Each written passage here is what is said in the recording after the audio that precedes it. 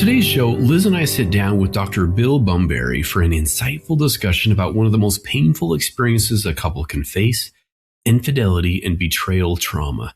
Discovering an affair can shake the very foundation of trust, safety, and intimacy, leaving many wondering if healing is even possible. In this episode, Dr. Bumberry shares hope, insight, and practical guidance for couples working to rebuild and recover after betrayal. Dr. Bill Bumberry is a licensed psychologist with more than 25 years of experience helping couples heal, reconnect, and rebuild their relationships. He's a senior certified Gottman couples therapist and clinical trainer who has been affiliated with the Gottman Institute for more than 2 decades. In addition to working with couples, he mentors therapists across the U.S. and internationally and provides professional trainings in the Gottman Method around the world. His work focuses on helping couples face even the deepest relationship wounds, including infidelity, with hope and courage. We hope you enjoy the show.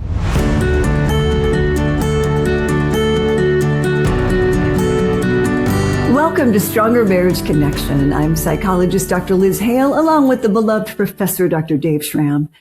Together, we are dedicating our life's work to bringing you really the best we have in valid marital research, along with a few tips and tools to help you create the marriage of your dreams. Well, Dave, I don't know. I think few experiences compare to the devastation felt upon discovering a spouse has been unfaithful, right? And I think we all know someone, if it's not us personally, then we know someone close to us. But betrayal causes that deep, even a physical brokenness, shattering safety, trust, intimacy. Some even have called it a soul wound. Whether emotional or sexual, affairs are sadly all too common and can leave you reeling that life and the relationship will never be the same. And I think there is some truth to that. Some things have irrevocably changed. However, here's the good news. There is healing after the trauma of infidelity, and trust can be rebuilt even when you fear things have changed forever. Our guest today supports couples going through this most devastating experience. He sees them all the way through to the other side of recovery and healing. His book is well titled, The Healing and Trauma of Infidelity. Welcome to Stronger Marriage Connection, Dr. Bill Bumberry. Hey, a pleasure to be here. Thank you, Liz. Oh, it's so good to have you here. Gosh, I've been looking forward to this interview.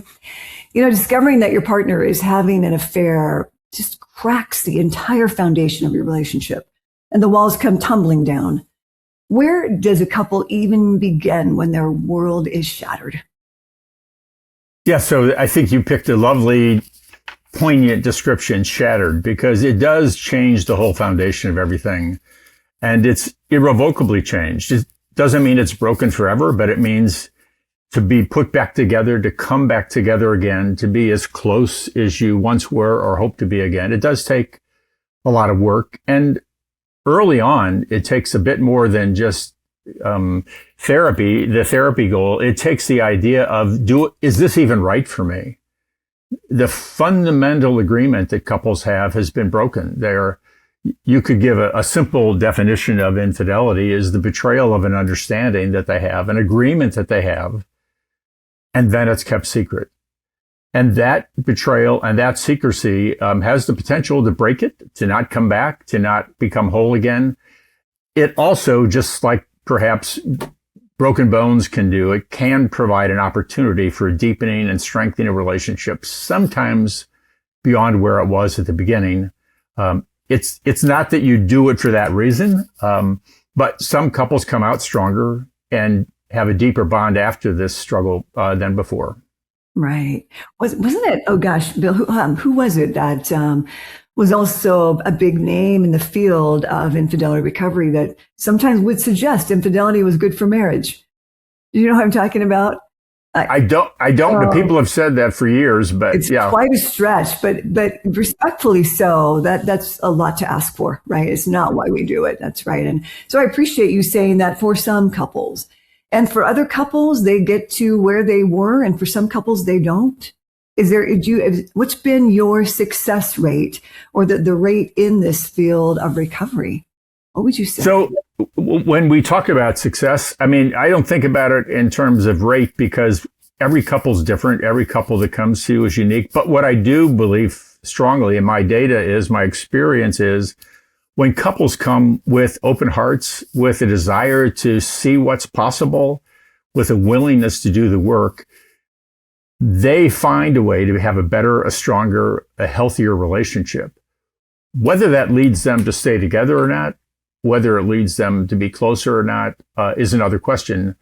But from the pain that they experience, from the distancing and the disillusion that they've gone through, a certain amount of healing, I think, is possible for almost everybody. And really deep healing is possible for many. That's encouraging. Wow, power, such an important topic. Bill, can you go back to your definition? You said almost kind of quickly. I just want to make sure our listeners hear that, because sometimes they think, what is infidelity? What's cheating?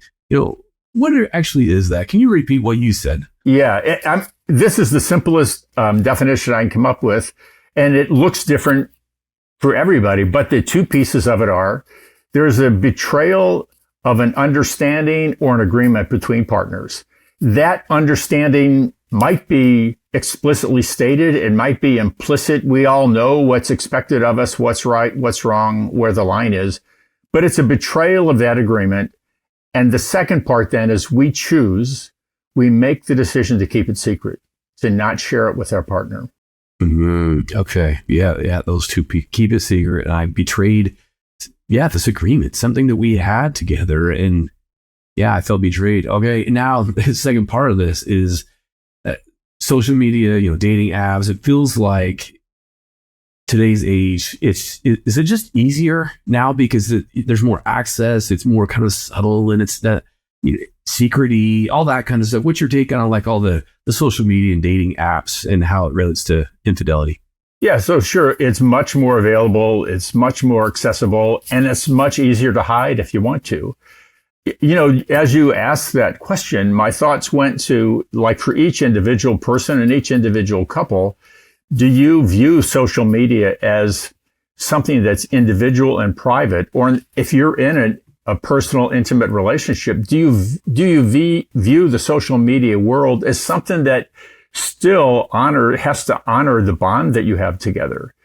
Is it truly an individual right and choice to do whatever you can in your social media world, or do you have an obligation to your partner? And that bond or that bind is really very common with couples, the struggle over that, right? Mm-hmm. I'm curious, a follow with that. It feels like a second audience, at least that I've read about. Maybe you can help clarify. Are friends, kind of those close-knit people who I'm around, so social media is kind of, I can reach out, but it feels like this kind of this friendship group of people we tend to maybe hang out with, and maybe we go on vacations with. We tend to kind of get to know at a different level. What's your take on that? In terms of the betrayal question? Yeah, the betrayal question. So a woman named Shirley Glass wrote a book called Not Just Friends, and it was a very popular book and famous book about infidelity. And her data was that the majority of people who ended up crossing the line from a friendship to a sexual affair, physical affair, did start from a friendship-based point of view. They worked together, they shared emotional moments together, and then over time, as they got emotionally closer, something began to happen. Not with everybody, of course, but with some. And the key there is when you begin to feel something bubbling, some kind of thing that you weren't expecting, let's say, what do you do with it? Do you choose to keep that secret, or do you confide that, and do you share that with your partner? I've had clients who've come and said, they came to therapy because one of them went home and said, I hate to tell you this, I don't want to talk about it, but I'm having feelings towards my boss, and I don't want it to go any further. And I think we need to talk about us and what's happening in our relationship. It takes a lot of courage to do that. Doesn't it? Right. And maturity and wow. It's such a slippery slope, because my thinking is that it maybe doesn't start out right that way. It is just, it's kind of fun. It's just such a gradual process. The warming, the cooking, the frog, it's just so subtle and slow almost that you almost don't even realize it before. Now I have these feelings, but I hide it, and then maybe denial is like, no, it's not that much. And Yeah, trouble. But then there's that moment where you notice something that feels different, right? That this feels a little more, it feels too good, or it feels good in a different way. Or, my wife hasn't smiled at me that way in a long time. It's nice to receive. All of a sudden, it just begins, like you were saying, the frog in the hot water. It begins to change or to morph, sometimes without our conscious consent, but often, and I would say usually, there's some level of recognition that emerges fairly quickly. Yeah. Interesting. So I guess just warning signs for our listeners and others is like, just stay guarded. Yeah. Protect that. It can happen so slowly, but almost quickly as well. Like, wow, I didn't realize. Yeah. What happens so fast? Yeah. Good people have affairs, right? We're all vulnerable. And I think sometimes it's when we believe that, oh, that would never happen to us. He would never, she would never, I would never. Those are, I think, maybe some of the more vulnerable couples, Bill. Would you agree? For sure. I think there's some general data that says over 80% of adults in our culture believe infidelity is wrong. 80, 85, 90%. But a higher percentage than that end up finding themselves in that position, or from a clinical point of view, what I would say, putting themselves in that position. Because I think that even though there is, you do have to be vigilant. At some point, people have to recognize they made a choice. They made a decision to go down that path. And it doesn't mean it was premeditated at all. I'm not saying that. But at some point, it becomes conscious. A choice. Yes. We'll be right back after this brief message.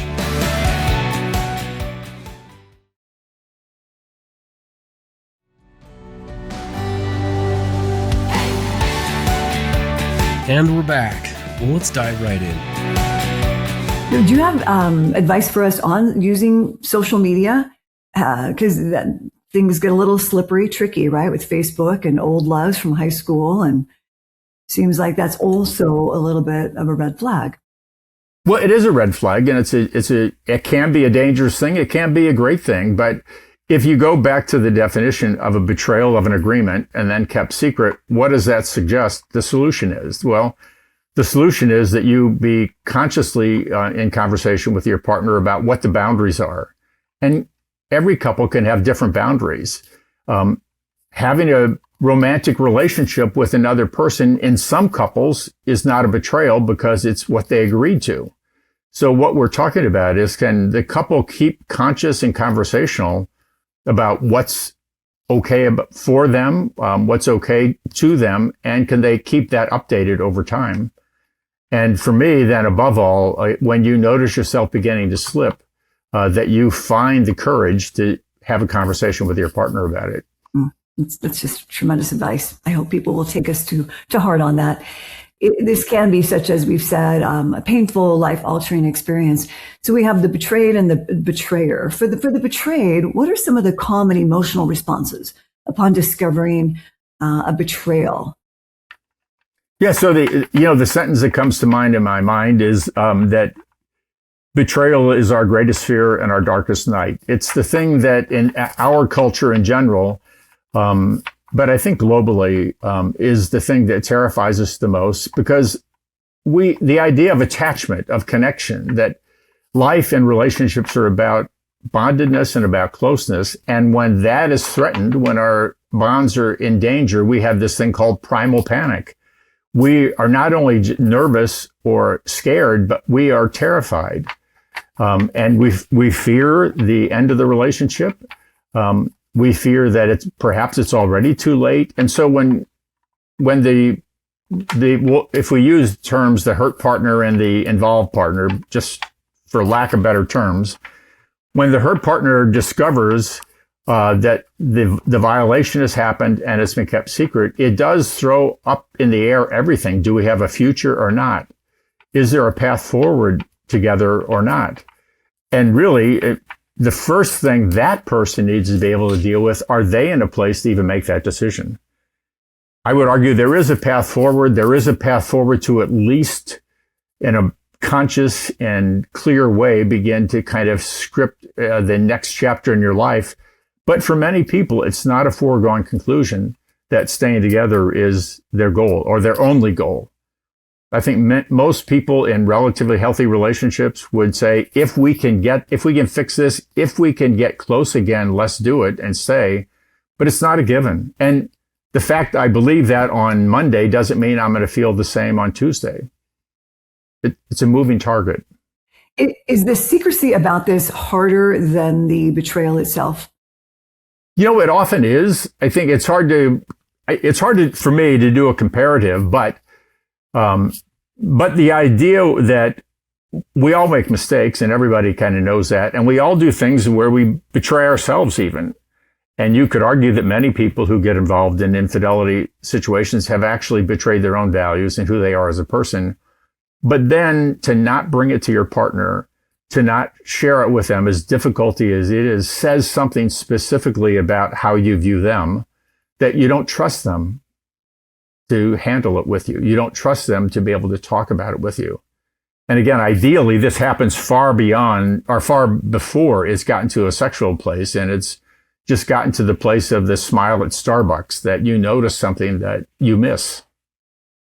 And many people think that what's really under infidelity, even sexual infidelity, is not the sexual behavior itself, but it's loneliness. It's that we've drifted, we've grown apart, and no longer do I feel safe and secure and connected with you. It's a bit of a wake-up call for the marriage, would you say? It can be a wake-up call, right? I think we all need something like that from time to time. This is a painful way to do it. Yeah, for sure. Yeah, so the trauma affects the brain and the nervous system, correct, for the hurt person? Absolutely. We're in this panic state. We're hypervigilant. We sometimes can't think clearly. We sometimes don't sleep or eat. We're so exhausted that just makes it worse, and it doubles down on it. And all the time is even the hurt partner often doesn't really know what they need either. They know they need to feel safe again and secure again, but they don't know how to get that. Mm-hmm. I appreciate you reminding us too that the involved partner, so I'll use those terms, the hurt partner, the involved partner, also feels that they have betrayed themselves. It's like, how did I do this? This is so against everything I believe in.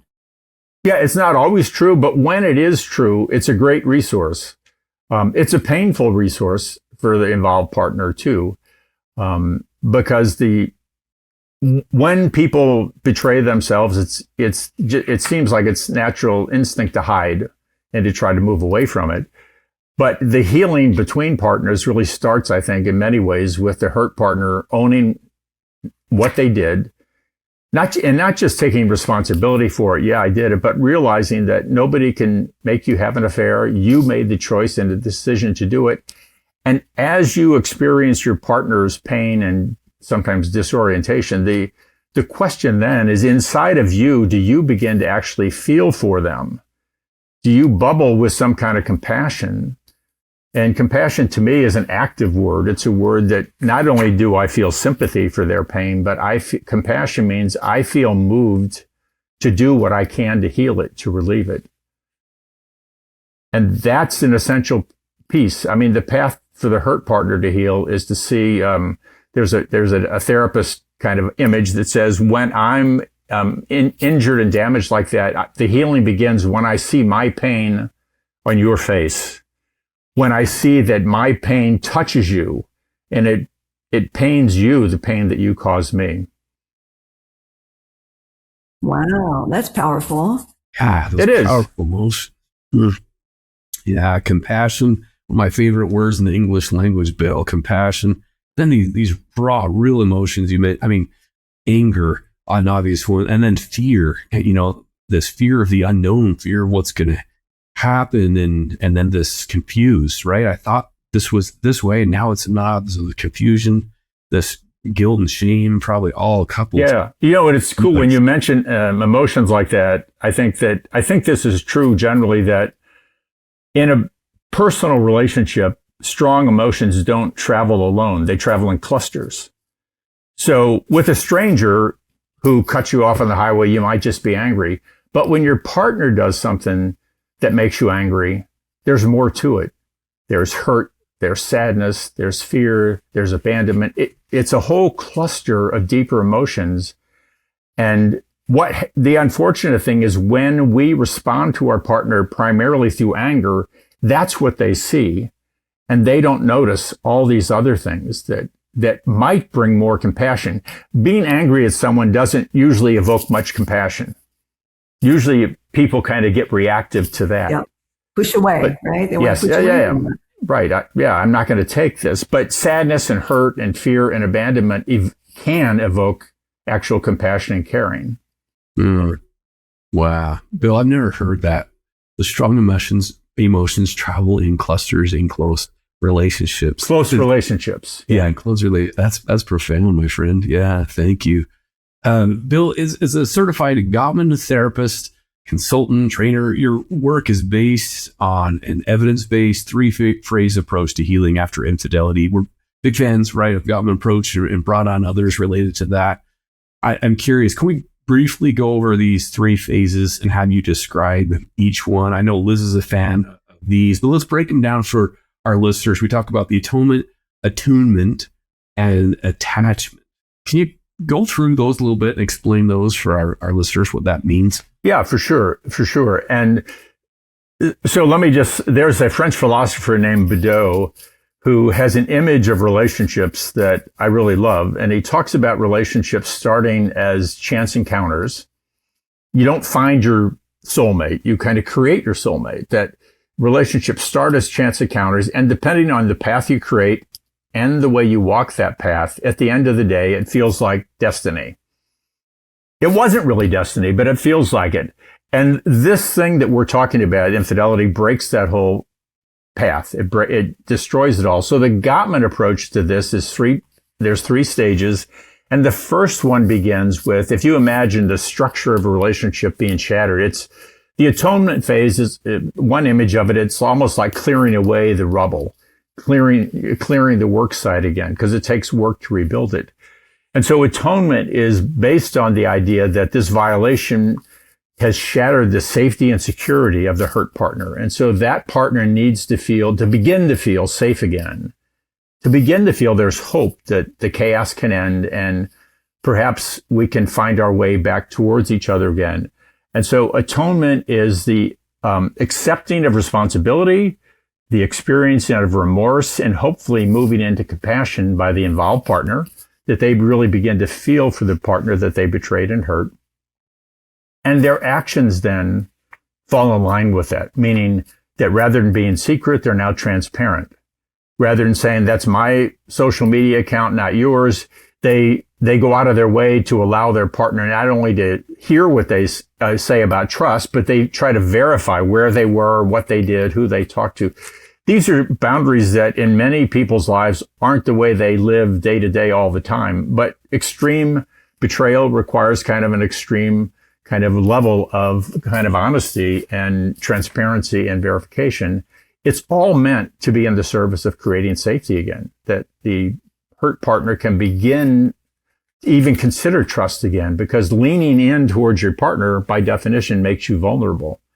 And when you've been burned, you question that. So atonement is about slowing it down, letting the dust settle, clearing the rubble, and beginning to have conversations that help reorient the disorientation of betrayal.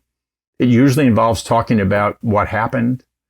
How could this have happened? A lot of people often go into a lot of details at that point, their brain, our nervous system is at unrest until we understand things, until we can and so this is a process of the hurt partner trying to understand it and the involved partner hopefully stepping up, taking ownership, and doing what it takes to create safety. Are details helpful? Are details helpful there, Bill? Well, so I've got a couple of answers for that. Details that help the disorientation of the hurt partner are really helpful. Was it a golf trip? Oh, you mean I didn't, was it really this? Was it really that? The kind of details we shy away from at the very beginning are details about what actually happened sexually between partners. And it's not that we don't believe that the hurt partner, in a certain sense, does have a right to know everything he or she wants to know. But in that raw state, it tends to add pain rather than soothe pain.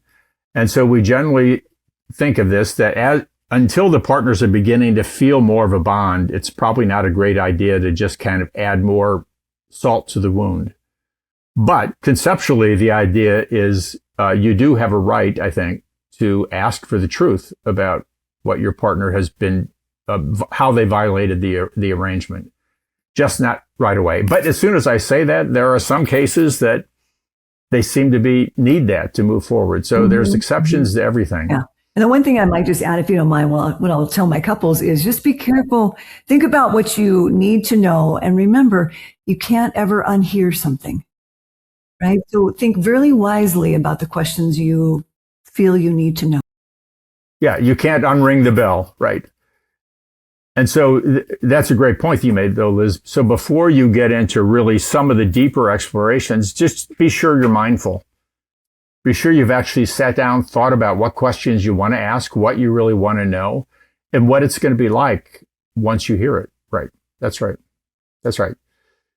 So as couples begin to move in a little bit, the atonement, they feel a little more stable. And then, so the attunement phase then might be likened to a stage of beginning to build trust. I mean, typically when people have gone down the path of infidelity, they have lost that the ease of communication with each other. And they just no longer have this sense of that my partner's there for me, that I can count on them. And that's kind of the definition that we had. The general definition of trust is I know in my bones, I know you've got my back. Well, that's been broken and that needs to be rebuilt. So this is the kind of the working phase of rebuilding communication, of how to talk about tough things, how to process fights, just how to share what's going on in your life so that your partner feels that they know you and you know them. And it takes as long as it takes. But what I would say is that linking the attune phases together, the Gottman data would say, here's the two things you need to be careful about, is when people get too dysregulated, their nervous system triggers, they flip their lids, they can't have healthy conversations. And in those moments, the emotions can lead them just to dig the hole deeper. So we need to help people learn about self-regulation. And this isn't just for the hurt partner, it's for both of them. And when people then do talk with each other in the Gottman world, we have this term called the Four Horsemen. And the Four Horsemen are four ways of communicating that just cause trouble in the stability and the predicted future of a relationship. And they're criticism that leads to defensiveness. And then an escalated form of criticism is a thing we call contempt. Contempt is now criticism, but it's you're talking down to your partner like they're an inferior. They're a subordinate of yours. And that breaks the real bond of a relationship too. And then the fourth one is this thing called stonewalling, where we just shut down and shut them out. Couples are typically doing these around the discovery or the revelation of an affair. And at this phase, in the attunement phase, we're trying to help them kind of learn new skill sets. It's beginning to put the foundation down again of a relationship. Yeah, that makes sense. And then the attachment phase? Yeah, so the attachment phase then is kind of, you could think of it more like commitment. It's the part of the building a relationship that says, I chose you once. I choose you again today and every day. And we want now to create the kind of relationship that we would feel safe and secure in. It typically has to have more communication and more safeguards against betrayal than they consciously did before. But it involves here really deepening the friendship and really going back to like, what is this relationship about? Like, what are our dreams? Is our relationship together part of what gives us purpose in life? And are we here because of the kids? Or are we here because we love each other? Or are we here in a broader societal thing? The attachment thing really builds the bond again more deeply and more securely. And to do that, you not only have to learn the basics of talking about conflict, but you have to move into the idea of self-disclosure a lot more. What we know is when infidelity enters a couple's life, they typically have become pretty conflict avoidant, but they've also become really avoidant of sharing their insides, of self-disclosure, of letting my partner really know what's happening inside of me. And so in this attachment phase in particular, it's about learning to be more vulnerable, to let your partner know the good, the bad, and the ugly about you, and to get comfortable talking about it. Mm-hmm. I think this is so helpful, Bill. I'm assuming some of this is it's not like, okay, now I've done that, but there's probably this process of, okay, trust, but I'm a little bit suspicious, or I want to check their phone, or it's not like, okay, I trust you now. It's building that takes time, right? Yeah, they're directional, but not completely linear. Mm-hmm. So, right, when you get through one stage, it doesn't mean you're not going back. You are going to probably loop back there at times. So no matter how much you feel after the atonement work that you've done, that you now can trust your partner and they're being transparent and verifying everything, doubts still come back in, and data still happens that suggests that. And so, so you're never done with any stage. You have to, in a very real sense, this now becomes part of the narrative of your life. And the issue is, can you make a painful narrative into something that also gives you strength, and like the kind of knowledge that we overcame something that breaks many people. We have a strength and a love that can overcome even these really difficult things. Wow. Yeah. That's a beautiful thought too, isn't it? Mm. It is, right. But it doesn't come without pain. No. Yeah. And one thing we haven't talked much about is that when you look at, like in a relationship, what happens in a relationship that leads to this thing? What I would argue is that there's a general pattern. It's not true for everybody, and it doesn't cover everything, but there's a general pattern of people begin to drift. They begin to drift further apart. They turn away from each other rather than bringing you the issues of my day or the things I'm worried about. I think, why bother? If I bring it to you, you're just going to tell me what to do. People stop approaching their partner, and in that state, they drift further apart. And as they drift further apart, they begin to put on like negative glasses about who my partner is. In the research world, we call it negative sentiment override. I now have dark glasses on that distort everything that you say or do. And what I'm biased now towards, I scan for negativity to confirm why I don't share things with you. And as people do that, they grow further and further apart. And as they do that, they lean in less. They don't turn towards their partner. They ignore bids. And before you know it, even the person who may be the eventual person who has an affair is further distant than they thought that they were going to be. We'll be right back after this brief message.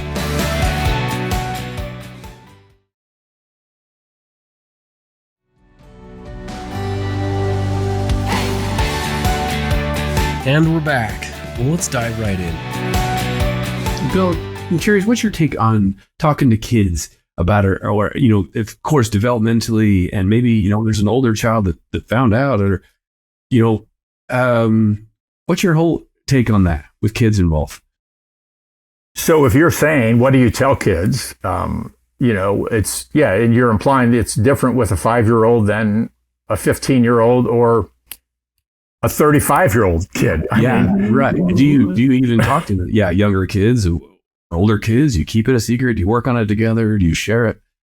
Yeah. So, where this comes up often is when, let's say there's been an affair and one person says, I'm done. I'm out of here. And the other one says, okay, we'll end up getting divorced, but you just can't tell the kids what happened. You have to tell the kids this was a mutual agreement that we had we just aren't friends anymore. And it's really hard for the hurt partner to buy that as a premise. So the general rule is it's individualized. It takes into consideration the developmental level. I find that especially when we're talking about preteens and teenage kids who live in the home, they often not only have sensed the tension between their parents or the distance between them, but they often have overheard phone calls. Or they've got data in their head that they can't make sense out of either. So my general starting point, if they want to talk to their parents, is to start from the premise or the position of trying to understand what the kids already know or what the kids already believe. And certainly we don't want the kids to end up feeling responsible for any of this, but they've often heard and seen way more than they should have. Mm-hmm. Mm-hmm. Well, Sometimes they're the ones that discover it, right? They are sometimes the ones that, and then they have that burden on them, right? Yep. I appreciate you talking about the pattern and the drift, and then eventually just pulling further and further away, and the why bother and the negative sentiment override. So that's like the couple relationship. Is there any type of personality traits, Bill, that make some of us more vulnerable to crossing lines than others? I don't know as much about that as I do the couples thing. So the couples thing generally says avoidance creates an atmosphere where people don't feel close, they feel lonely, and therefore they look out. You could certainly know, and the cultures the world has changed since 50 years ago when men were more having affairs more than women. Now their data is that it's really evened out and leveled off, and there's some data to suggest women have affairs more than men. There's a lot of different data out there, but when people don't feel, in general, when they don't feel bonded, when they don't feel close, connected, loved, valued, I think that they are more at risk of it. And then there's still the gender-based thing, though, that people grow up in families where they're taught that they're entitled to that. No harm, no foul. It's not cheating if you don't get caught. This is just what men do, or now this is just what women do. So I don't know that, we could use words like narcissism, to fit that. But what I do think the underlying process that happens is whatever we call people who move in that direction, they generally speaking engage in a whole lot of self-justification. They explain why it's okay in this case. Even if I don't believe in it, in this case, it's different. I'm suffering in a unique way. No harm, no foul. And that idea that if my partner doesn't find out, it doesn't hurt them is a fairly common thought process that people have. That is very true. I wanted to ask you about that. What if that you had an affair or a secret and you knew your partner would never find out if you didn't disclose? Are you a fan of that person taking it to their grave to not cause harm to their partner? So as soon as you said that, my brain asked the question, at what cost? Everything we do has a cost one way or another. Some people are tormented and feel a lot of guilt and shame about a betrayal. Other people feel that I'm privileged and it's just my right to do it. So what we do know is, and I think there's pretty much agreement on this, when there's real suspicion on one partner's part, it's then it's like gaslighting to just deny them continuously and say, it didn't happen. And if you think I'm doing it, probably means you're thinking about it. We agree that somehow flipping the blame and the responsibility on the other person is a kind of a pathological thing. Mm-hmm. Mm-hmm. Very much so. But yeah. Yeah, very much so. At what cost to share the truth also? That's, well, right. Sometimes I think that's a real burden for the one that was involved. It's like, maybe that person should take it to their grave. I don't know. And yes. No, there are people who have said, if you cheat, I've heard people, if you cheat, don't tell me. Mm-hmm. And they say that before they think it's happened. But there are people who really are distressed that they had to hear it. They would rather it be kept secret, or especially if it's a one-time event and that it's like on a business trip or something. But in general, you could argue that people in that position aren't as likely to show up for therapy about this. So as a therapist, we're generally on the side of honesty and transparency. On the other hand, it's not my right or privilege to say you have to do this. I can't force people to disclose things. That's right. It's another way. Pardon me, Bill. What was that? No, but we do think this. If you disclose something, it's really a great idea to disclose the whole thing. When people disclose or get caught in an affair and they admit to it and they don't tell about the one they had 6 months ago or 2 years ago, and that comes up again, somehow it comes out, it just knocks the pins out and it breaks the whole thing all over again. Yeah. And that's probably even a little bit harder to recover from, I imagine. Yeah, for sure. For sure. Especially to the extent you felt your partner was really genuine and honest. Yes. And now we start all over or go backwards? Oh, gosh. Yeah. A lot of people ask, is it an emotional affair or a sexual affair, a one-night stand? Is one harder to recover from than the other? Do you have any thoughts on that, Bill? So the stock answer should be it's different for everybody, and a betrayal is a betrayal, and the most painful betrayal out there is the one you're experiencing. Given that, though, I do think there's a difference between, for instance, a couple that I've seen where one of the partners had an affair 15 years ago, and then it was a business trip kind of thing, and then he continued to do that over the next 15 years, twice a year on business trips. That changes it from, I was out partying, I had a little bit too much to drink. It changes it from that to, I premeditatedly did this over and over and over again. And the no harm, no foul kind of rationale didn't play very well to the hurt partner in this case. Mm-hmm. That spoke of his character, right? Not just a slip. That would be a way to look at it, yes. Yeah. That makes me wonder then, Bill, is there research on this? If one's a cheater, always a cheater. If I cheated once, or is there any research on that? Like, okay, I kind of had a taste of what that is like, and man, that was the worst thing ever, versus, that was interesting, that was curious, and even if I'm trying to work through it, I still have wandering eyes, things like that. I think there probably is a positive trend. I don't know the research on that, but when you talked and cases come to mind, there are people who've been involved in, who I've seen who've been involved in infidelity, and after they see the pain that it caused, they go back and say, that's not the person I want to be. And those people, though, they have remorse, not just because they betrayed their partner, but they have remorse because they betrayed themselves. Mm-hmm. This is not the kind of human being I want to be. I don't believe in this. You didn't deserve that. And I want to be a better person. Again, other people don't have that gut-wrenching kind of internal reaction. And it seems much more a matter of opportunity than, from their point of view, than any view of that I did something that's really that bad. Yeah, sure. And I think social media and all that makes the line blurry and makes it all so much easier, too. Yeah, you're right. How so? How does social media? Just as you experience deeper levels of connection and different types of connection, whether it's sending, photographs or pictures or whatever, it moves the line. There's some data on this thing about the triangle kind of truth that argues that if you can convince people to betray something, do a minor betrayal on something that isn't that important, you've just moved them to be willing to make another betrayal just a little more profound. And eventually, a small betrayal leads to a medium betrayal, leads to a bigger betrayal, and you've justified it. Self-justification is a super powerful model. Sure would be. Yep. Yeah. In your experience, how long does healing typically take? Going through these 3 phases of recovery, is there? Yeah.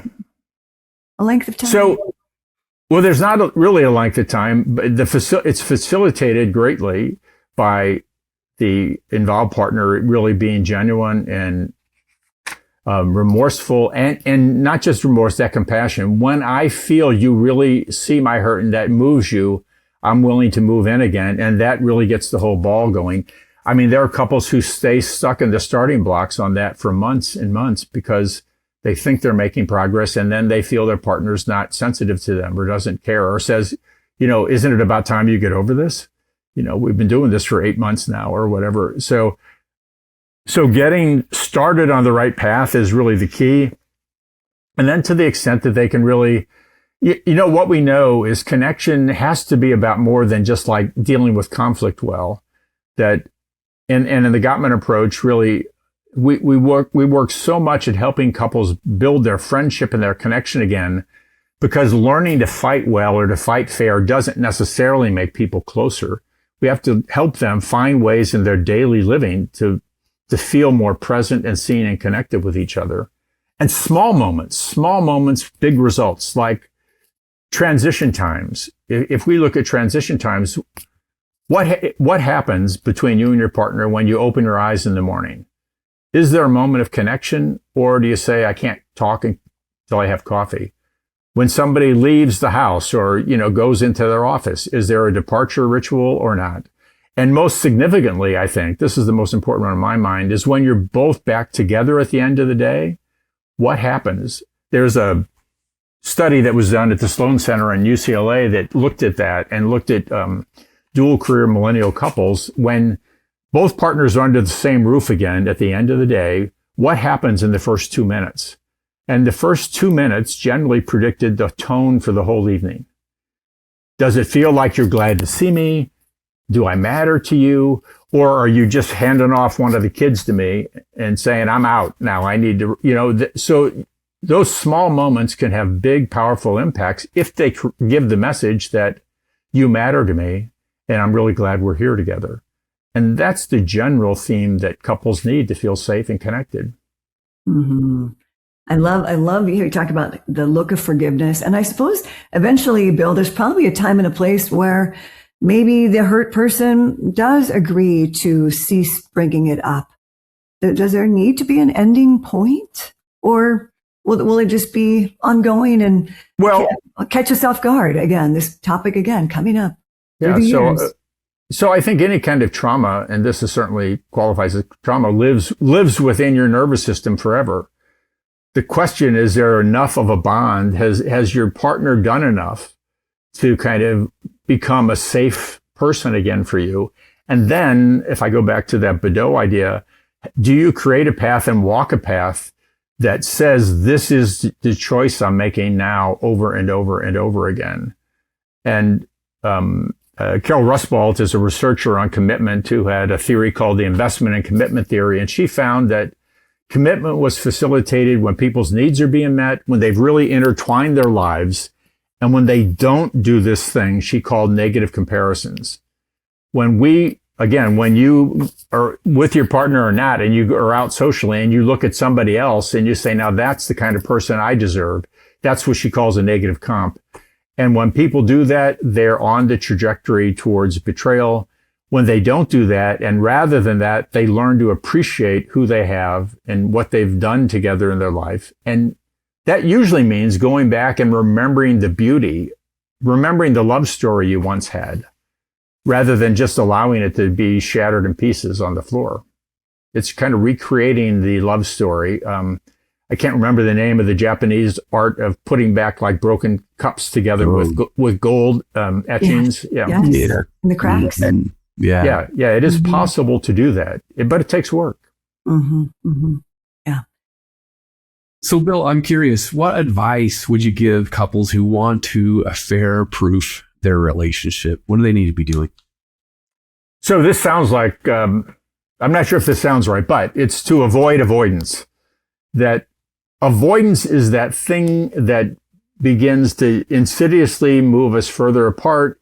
And as we fill in the gaps about why I'm entitled to do that, why you treat me in such a way that I deserve that peace, let's say, when people cross a certain line, a certain threshold, they no longer invest. And as soon as you're not investing in creating the path today, that you become at risk again, and you become more vulnerable to the smile at Starbucks or to something you see on social media, or just the idea that there's got to be somebody out there better for me. There's got to be somebody who would appreciate my humor better.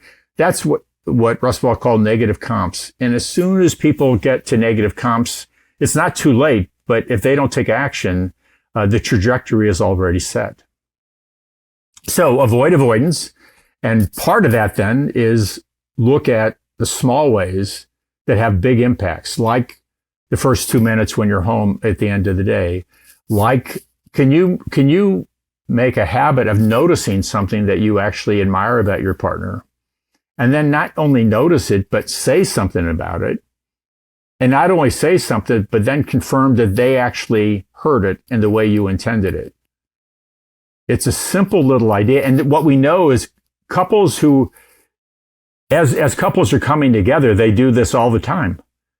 They see things they love, they say something, they give compliments, they give appreciations, and then we get too busy and don't do it so much. So part of it is just going back to making your partner feel seen and heard, and letting them know what is special about them to you. Yeah. Wow, I love that. Making them helping them understand, why you feel the way, why they are so special to you, fondness and admiration. These little things. Yeah, small things often, as the Gottmans say. That's right. Yeah, big impact. Yeah. Mm-hmm. And then one last thing would be, it goes along with the avoidance. On some regular basis, have some process where you sit down and you make sure to say, hey, is there anything we need to talk about? Not just the kid's schedule or what's going on at work, but what's happening between us, or more poignantly, what's not happening between us. Yeah. We'll be right back after this brief message.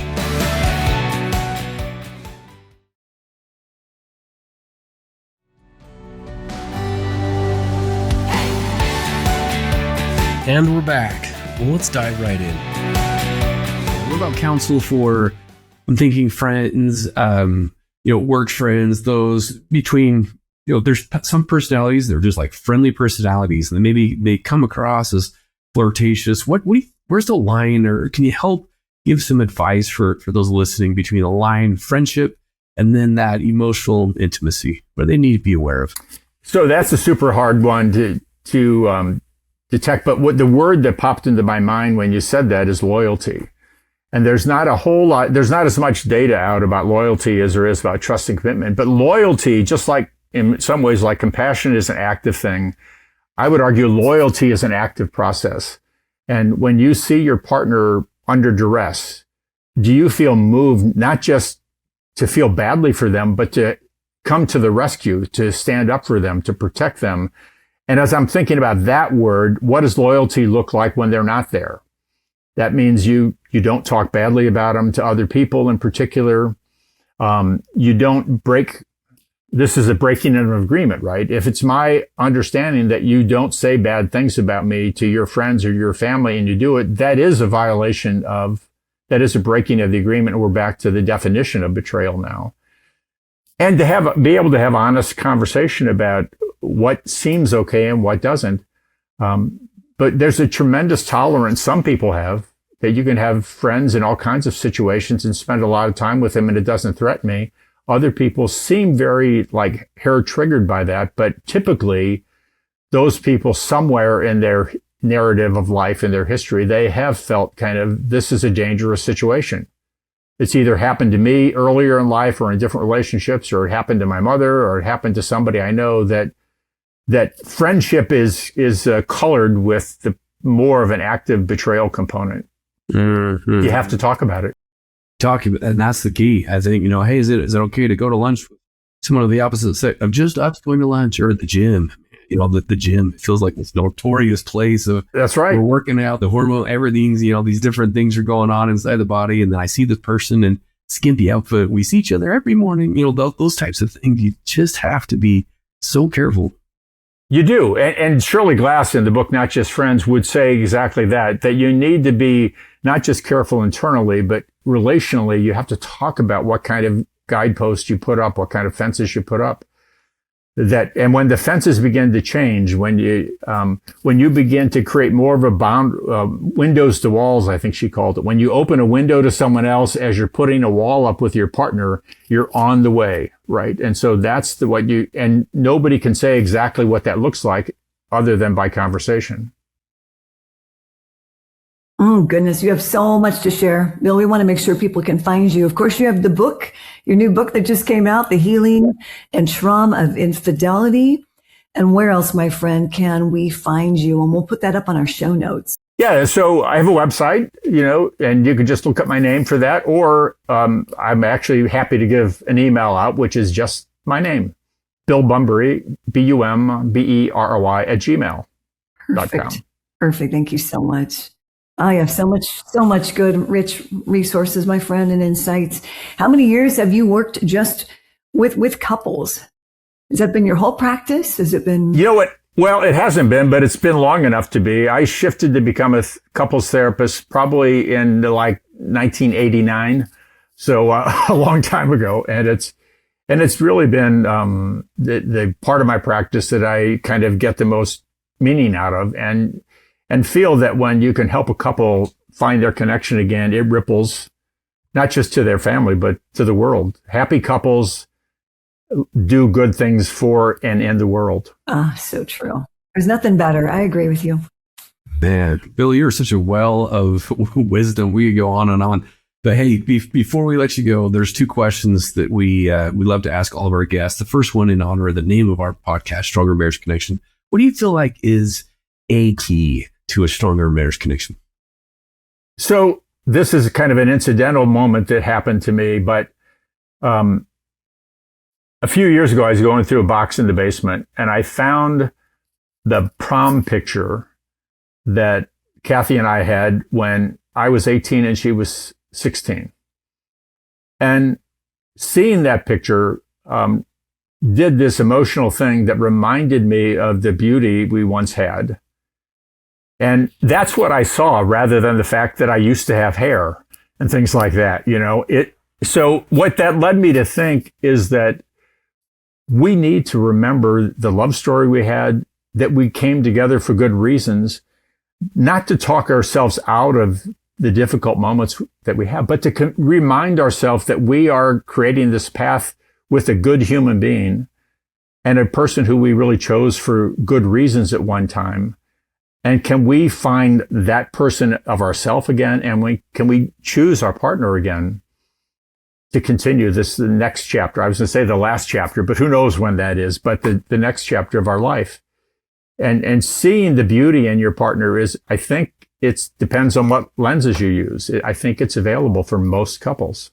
Yeah, I love that. I think, as Gottman often say, find the glory in your relationship or marital story and reliving that. Man, it's just the feelings come flooding back as you remember what we rehearse. Yeah, you're not just remembering the facts of the story, you're re-experiencing the emotion that you once had.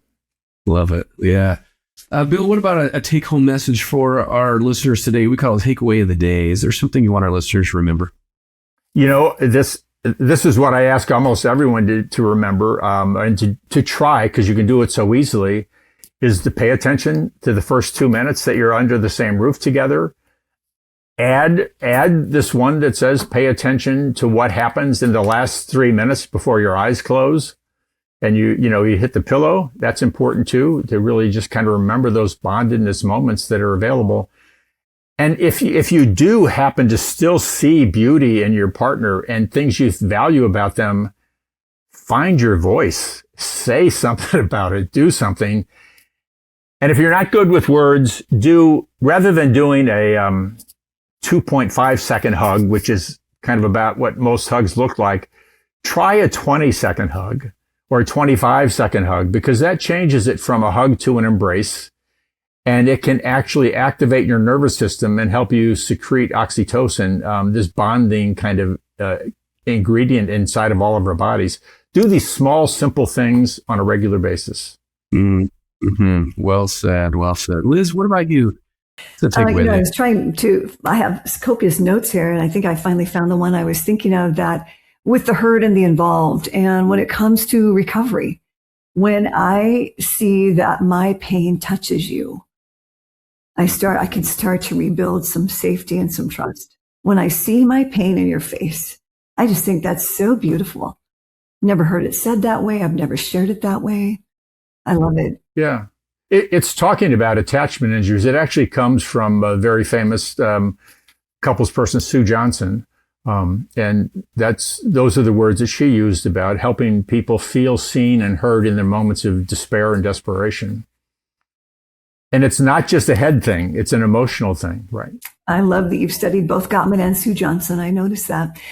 Dave, what about you, my friend? What's the golden nugget you're taking away from our time today with Dr. Bill Bumberry? Yeah, such a great hour here, Bill, with this. Man, so much wisdom. I love one of the things, the cluster of emotions. I've never heard that. I haven't heard this minor betrayals that you talked about.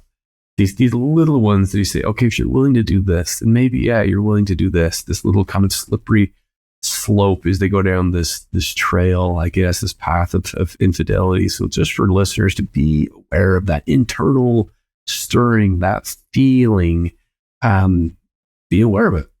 When you have that for another person, you have to do something with that. You can either feel it and follow it, or feel it and turn away and think about, what's the right thing to do, the better thing to do, what my wife or spouse think.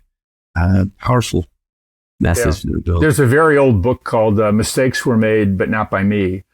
And it's kind of a social psychology thing rather than a couples therapy thing, but it talks about that pyramid of small lies and self-deceptions just lead to bigger and bigger and bigger ones. And they were actually applying it at that time to the Nixon administration and the way things happen in a political sense. But it applies to couples too. Man, stay away from those little things. Wow, Bill. Hey, thanks again for making time to come on and share so much with it. We surely appreciate all that you've done and continue to do for couples. Yeah, well, you guys make it easy to just talk, and I appreciate your kind of thinking of me and all the kind of questions and insight that you guys added to it too. Yeah. Thank you. Thank you. Yeah. All right, friends, that does it for us. We'll see you next time on another episode of the Stronger Marriage Connection podcast. That's right. And remember, it's the small and simple things that create a stronger marriage connection. Take good care of yourself and each other.